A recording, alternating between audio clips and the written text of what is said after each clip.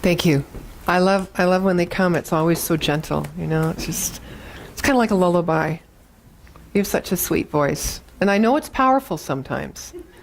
Sandra and Jim play a lot together, all over. They've done a lot of work at Stampede, right?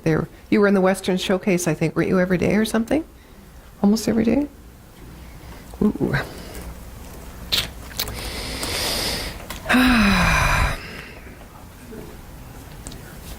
Amp up your reality radar.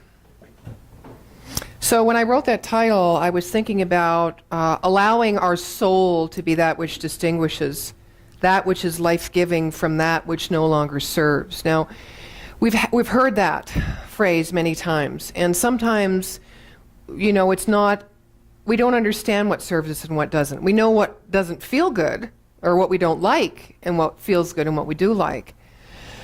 But with this teaching behind us, we know that there's this phrase that also we don't like sometimes that says, it's all good. Yeah, it's all good. So we believe in that there is goodness in all things. We're trying to embrace that concept. Which in one way is helpful to us, because when we go through a hard and traumatic time or a painful time, let's just say a time of change, where we resist a little bit, because that's what creates our pain and suffering, there's got to be something pulling us forward. It can't just be because we didn't think right. We weren't right thinking, as Dr. Holmes talks about it. We were wrong thinking, or we were out of alignment, or we were this or that, right? It's not that we were just being human as to why we created this condition in our life that we don't like. Because something underneath keeps saying, it's all good. Trust it. You know, we're getting to that place. Just trust it. If God, or this intelligence, is all there is, it is one thing only. There's nothing outside of it. It is it, in, as, and through all of life, expressing as its creation, its form. Then whatever happens, God is there, or that intelligence is there, because it happened by means of this intelligence. Not that this intelligence is separate from us and it chose for us. No. This intelligence doesn't choose, it responds.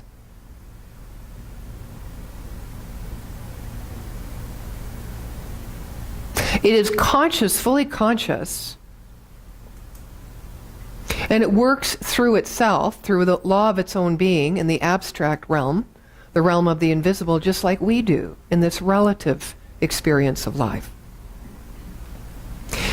So, doesn't everything serve us then?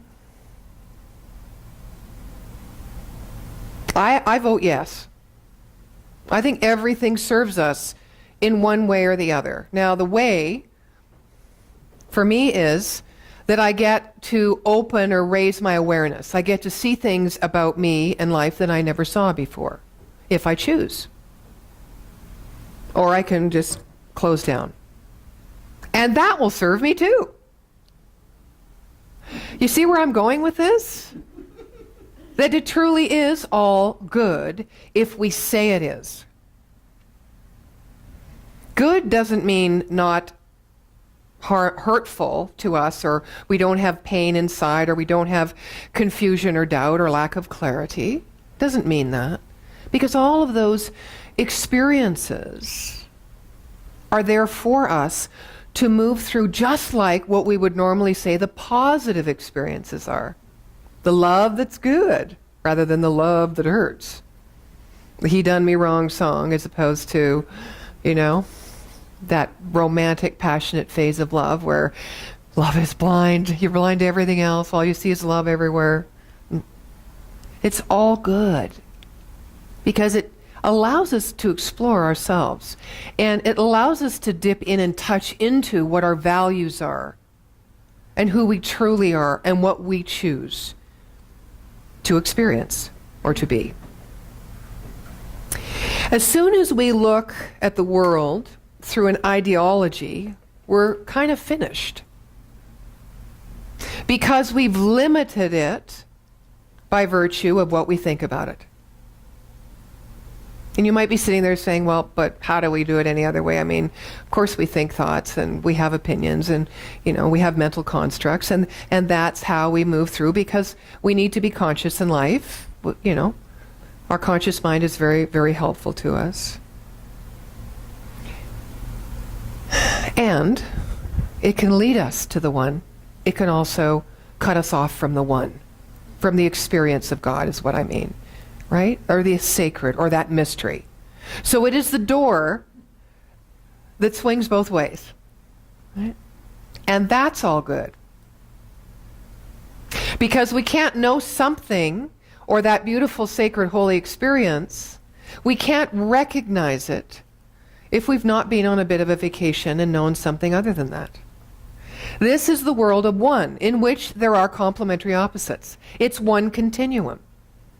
It's just a different expression of the same thing going on, which is God-ising, which is life being. And underneath every desire that we have, every idea that we would like to create or experience in the material world, or in the emotional realm with relationship, or in the mental realm with a new understanding, inside all of that, underneath all of that, is what we want to experience and feel in the beingness of who we are. We also teach that as we're learning spiritual mind treatment. You can treat for a red sports car, or you can treat knowing the truth of whatever it is you think you're going to feel. How are you going to expand by having a red sports car?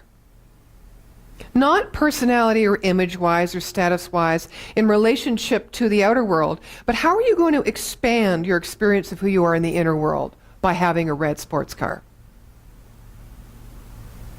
See, what happens is because we've traveled, at least this is my take anyway, because we've traveled from giving power outside of ourselves in the material world to starting to see that the mind has power and starting to see that our mind has power, we're still using it in the same way.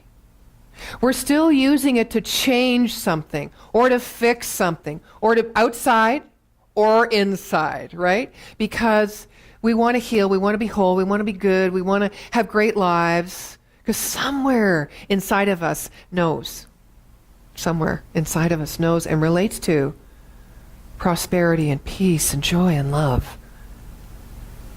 And we want to get there. We want to know that. We want to live that. Fair enough. But this thing, this God or this intelligence is really not to be used to get that.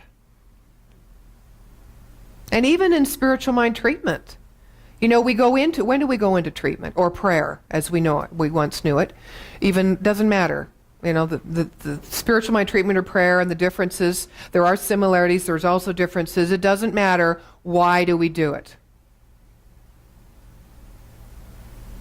Basically to change or to get. So where does that leave our mind? Are we amping up our reality? The reality of the truth of life, that we are already there? No, we're not. We're trying to get somewhere. We're still seeking. We're still seeking a God that can create something for us, which in and of itself leaves us separate from that God.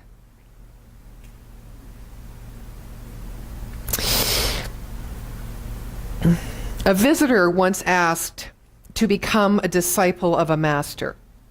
And the master said, "You may live with me, but don't become my follower." "Well, whom then shall I follow?" said the disciple. "No one," said the master. "The day you follow someone, you cease to follow truth."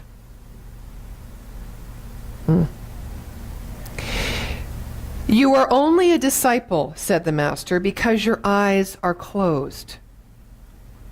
The day you open them, you will see there is nothing you can learn from me or anyone." "What then is a master for?" said the disciple.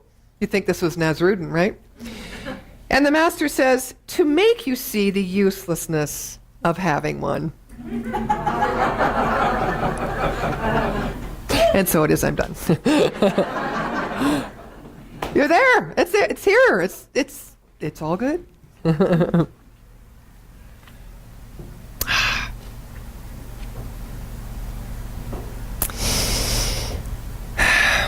Once upon a time, there were two monks who had lived together for 40 years and never had a squabble. Not even once. Well, one day, one monk said to the other, "Don't you think it's about time we had a squabble? Even if it's just once." "Sure," replied the other monk, always in agreement. "Let's get started right away. About what shall we squabble? How about this piece of bread?" The first monk offered, "Okay, let's have a squabble over this bread." "Well, how are we going to do this?" "Okay," the first monk said, "this bread is mine and mine alone." "Oh, yeah," said the second monk. "Well, you can keep it."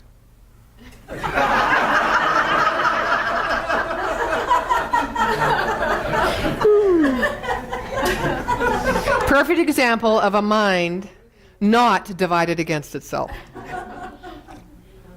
The one mind. Problems only exist in the human mind. I'm teaching a course right now, along with Reverend Sharon, called Practical Mysticism. And it's always, and we're reading a book by Joel Goldsmith called The Thunder of Silence. Beautiful book. And in it he talks about seeking to know, seeking to get, seeking to be, even seeking to be, seeking to feel. And he says, all you really need to do is just open. Just open. Just be still and know.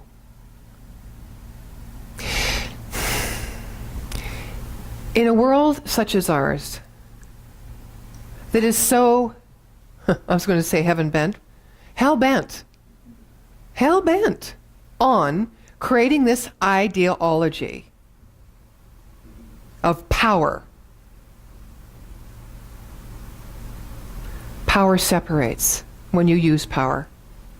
You separate yourself from God when you try to use the power of God. And I know our teaching even says there's a power for good in the universe and you can use it. But you got to start somewhere. And unless you do bring it in or open to it, invoke the presence in your life through spiritual practice, open to it. By opening to it, you're using it. You're using it, it's not a good word. You're aligning with it. That's a better word. And you're allowing it to move through you. And when you align and allow, it uses you. It uses itself because you are its expression. So there's not that same relationship when you open to your own truth as there is in our everyday material world when we're having relationships with others, where we can see and feel the differences, the defining moments, the boundaries. My form lets off here and your form begins over there. Right? It's not the same. And this idea of power, even this word empowered, this idea of power has connotations to it, just like God does. So what if, and Joel Goldsmith speaks to this in The Thunder of Silence, what if we just let this whole idea of power go? Even being empowered. Let's just let it go. It kind of opens us, instead of having this seekingness and this grasping and this getting and this wanting, not that desires are bad. I love my desires because they're inspirational and they move me and they make me feel alive. Right? But it kind of moves us from God is, or whatever you want to call it is, XYZ, as if we actually could know what that is, to God is. It kind of moves us from a timid faith, toe in the water faith, to a deep conviction that God is Whatever this is, it's perfect, it's whole and it's complete, and I am as it. And that's all I need to know. Now, if that was all you needed to know, what would life be like? You sang it in your song. Would you repeat the words of the chorus for me? About the sea? Come to the... What was it? Sorry. It's all right. Oh, he's gotten checked out, I'll be darned. The sea, dive with me. We'll lose these rags we're wearing and be like the sea. The sea, wild and free, will swim out past the longing so deep. The sea, wild and free, will swim out past the longing so deep. What is longing? We think it's our conscious mind. It is not. It is the fullness of our soul that knows itself, wanting to be expressed.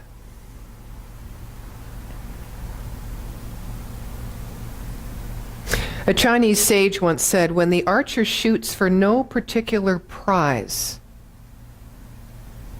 he has all his skills. When he shoots to win a brass buckle, he's already nervous. When he shoots for a gold prize, he goes blind, sees two targets, and is out of his mind. His skill has not changed, but the prize divides him. He cares. He thinks more of winning than of shooting. And the need to win drains him of power.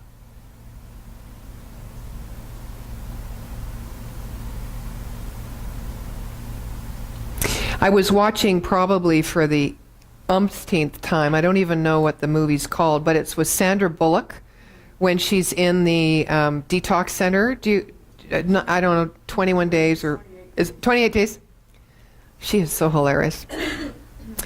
And is the name Viggo Mortensen or something like that? Anyway, lovely man. He's in there with her. And she's really upset. And she goes out. She's had a fight with her sister in one of the circles, the healing circles. Sister's left. She's walked out. And she comes upon this fellow practicing his pitch. I don't know if you remember that, into a mattress that he's got lined like a target. And he says, come on, why don't you have a throw? No. Total resistance to everything. She throws, misses the mattress altogether. And then gets even more upset. Starts to walk away, grabs her. Says, no.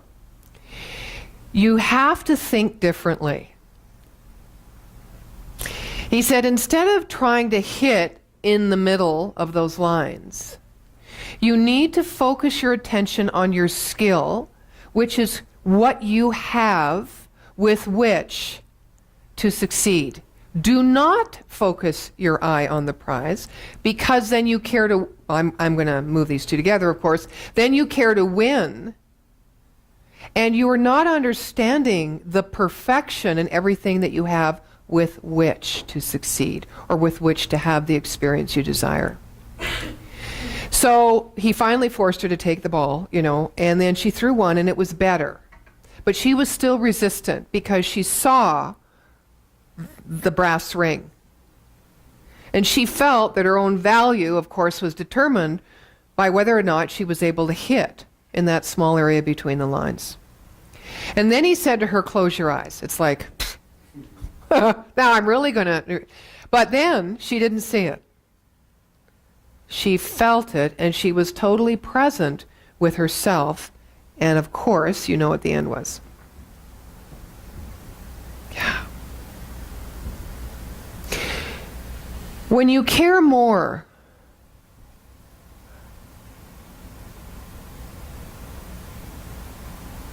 for amping up your reality in a way that you're going to see an outer success or achieve something in a way that you think is going to make you more valuable or you feel better about yourself,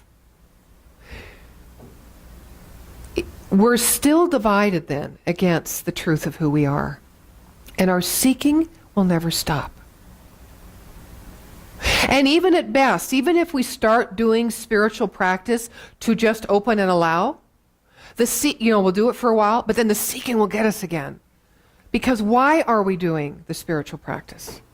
What is it all for? We can't ever know God. We can experience that. Where do we experience it? Here? Or here? As integrated. We experience it. You're right.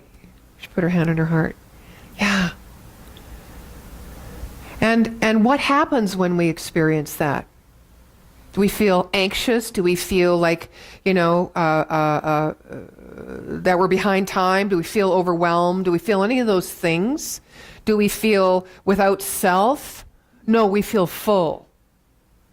And we feel this extraordinary, wordless energy moving within us. We can call it love if we need to have a word for it. It's probably the closest word. I don't know. It's the one I use.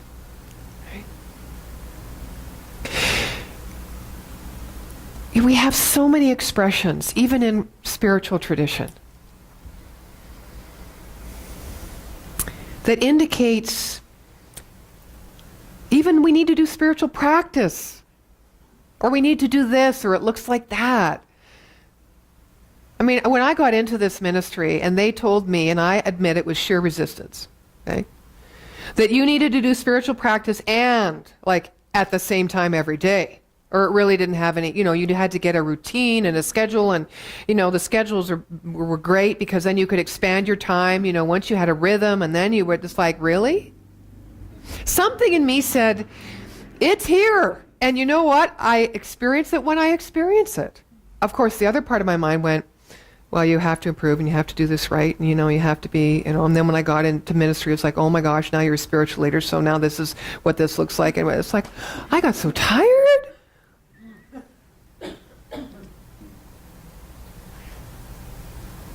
Can you feel the energy right now?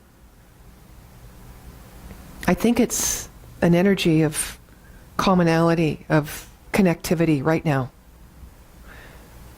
Even though your mind is thinking about things, maybe pulling yourself out, or maybe you went to that shopping list or whatever, but there's an energy. There's an energy that's present here. That's God. It's here. You can't lose it. Therefore, you can't find it. You are it. You are so blessed. Let us just keep walking together, just as we are, and know it's all good. And so it is.